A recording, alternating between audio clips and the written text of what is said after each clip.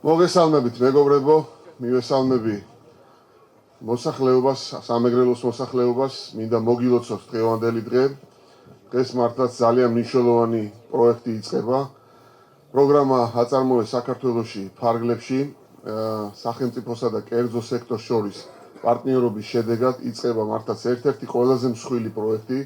ეს არის დაახლოებით 120 მილიონი დოლარის ინვესტიცია, ყველაზე თანამედროვე სტანდარტების საწარმო, რომელიც აღჭურვილი იქნება საერთაშორისო სტანდარტების მიხედვით და ექნება კომპლექსური რესურსების გამოყენების მექანიზმი, როდესაც ჩვენ გამოვიყენებთ ასევე ნარჩენებს ამ წარმოებისათვის. ეს არის კიდევ ერთი მაგალითი, მნიშვნელოვანია, რომ ეს არის ძალიან კარგი მაგალითი ჩინეთსა და საქართველოს შორის პარტნიორობის და ჩვენ მივესალმებით ჩინეთის მხრიდან ინვესტორებს.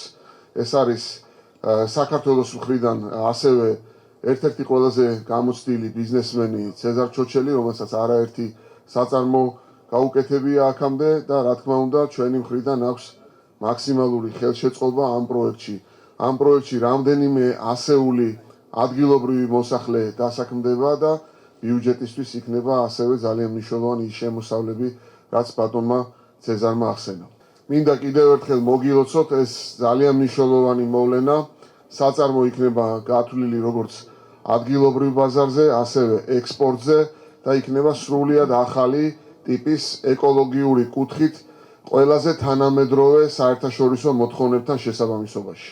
გილოცავთ და გულოცავ ასევე ამ მშვენიერი რეგიონის მოსახლეობას და ულოცავ უპირველეს ყოვლისა მადლობას ვუხდი ინვესტორებს ამ ძალიან მნიშვნელოვანი წამოწყებისთვის. მადლობა.